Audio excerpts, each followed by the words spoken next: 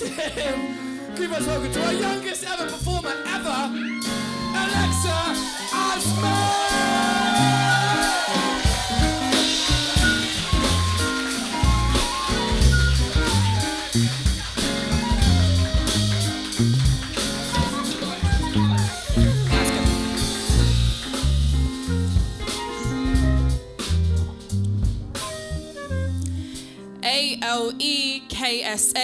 Asme. That's Aleksa Asme. If you don't know the name, you will in 10 years' time. One of the youngest ever all-round creatives and entrepreneurs. Let's get into my set. So the first piece that I'm doing, let me ask you guys a question. Have you guys ever wondered, where are we going? Like, as a society, as people, just as a world in general? Well, here's 17-year-old Aleksa's perspective on where are we going. Band, I've got 3 words. What are my 3 words? Serious, political, preachy. So where are we going? Here's a little update. With the climate dying, the questions are the same. Are the damages done? Are we too late? Who's in charge? Who can we blame? The youth left powerless as the rich dictate. It's our future and we watch in shame as we stay excluded from the debate. The crisis is increasing, our actions stay the same, complaining as the energy prices inflate. Claiming we care about real change, then cut down the trees that clean our state. And protesters seem to be the only ones with real rage when governments are the ones with the most at stake.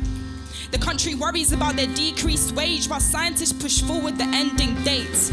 The earth warming through the burning flame, we've passed the point to sit around and hate. Where are we going? I'll try and explain, but it's time to act now, there's no room left to wait. Social media has us living in a simulation. iPad, iPhone, every screen that meets the eye. Platforms for standards and stereotypes to meet stimulation. Can't escape insecurity no matter how hard I try. Touchscreens have made us lose our touch in conversations. Living in a fantasy of fake confidence. In reality, I can't even say hi, don't touch my phone. That's privacy invasion. But follow my TikTok, you'll see my whole life in the blink of an eye. Don't forget to like and follow though, but show your participation. I'll try my best to reply. In a world where money is our only motivation and our validation comes from hidden lies and false information. Friendless while friendless, there's an error in that equation. We now rely on happiness only money can buy. Spending more time worrying about captions to capture the nation as my inner problems climb up to the sky. Whilst the media diminishes the goals of the next generations, but it's okay, they'll be solved by education. Ask me where I'm going, I'll just ask you why. See, schools are actually just about time. It's not about the journey, you have a race to run. You're trained to be a statistic until you cross that line. You must graduate before 21.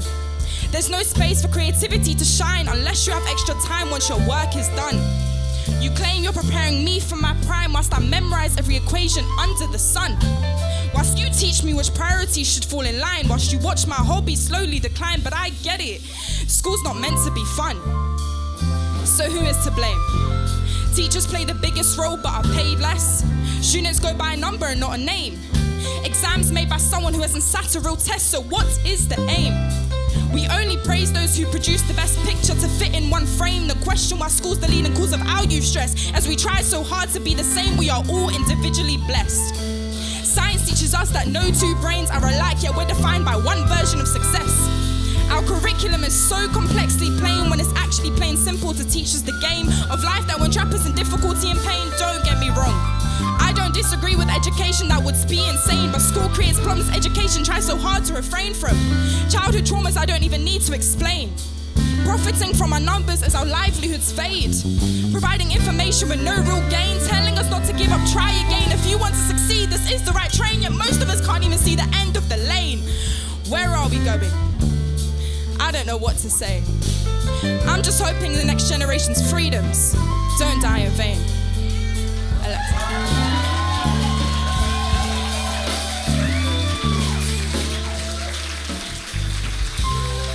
Thank you. Thank you. Okay. Seriousness aside, is everyone good though? Yeah, all right, cool. I've got one more piece for you guys. This one's a bit more playful, it's a bit more fun.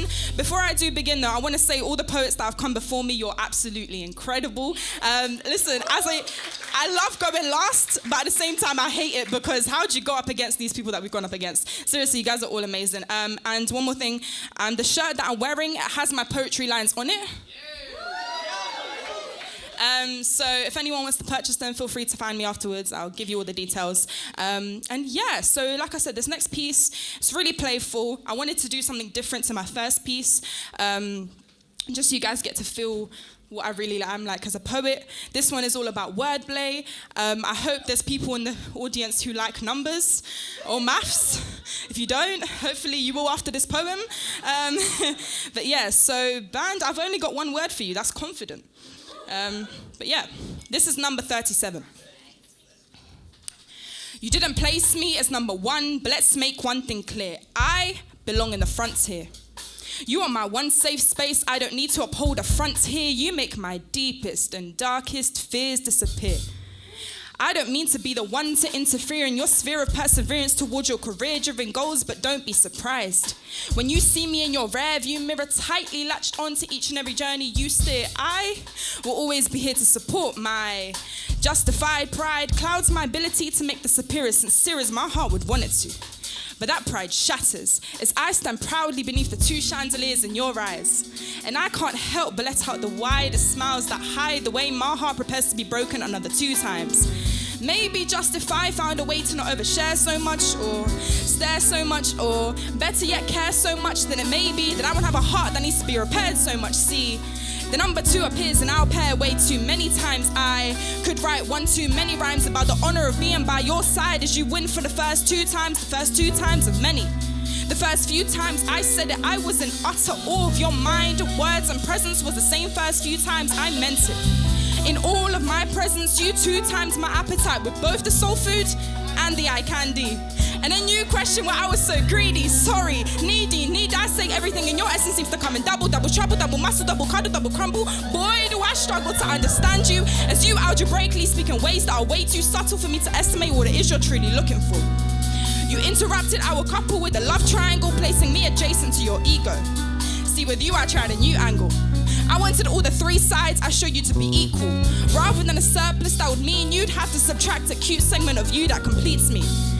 That led to a syntax error, meaning I had to recode the sequence to figure out the right equation. There are 3 methods to resolve this madness. Let's work out the next calculation. The first is that we take the risk and trial and error this by expanding the brackets of our imagination. In order for this to make a difference, there must be a great volume of energy that has to be reciprocal in every conversation. There must be constant cooperation. Our minds may be unitary, but we must times the current unity if we want to maximize our coefficiency and efficiently divide the negative efficiencies to see the appreciation in our bonds. There is a positive correlation between time, effort, and mutual appreciation. If we take the sum of the 3 and use it as an addition to the product of our instant connection, then we can simplify the complications and may have just built the foundation for a power couple way above average.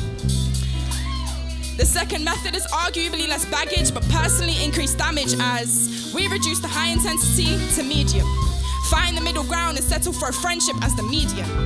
Assuming we can manage to maintain all-round composure, the radius of our cyclical cycle thus far has been linear. But now it's time to clear the area and air out the irregular decimals and the never small issues we refused to round up earlier. The only acceptable remainders of our love story lie on the surface is the circumference. The third is the rejectable method that takes everything we've inflated out of range. It's time to go ghost mode. It'll be very strange to act as strangers again, but it'll be far stranger to entertaining the one variable you don't wish to formulate. Or should I say elevate, since the plan has already been set into motion. This is the part where my net value in your life sees depreciation. But being placed as 37 on your list clearly means that this isn't my first emotion. See, number 37 is a significant number in our timeline.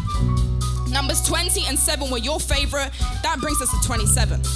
I was the 10 out of 10 you needed. That brings us to mine, number 37.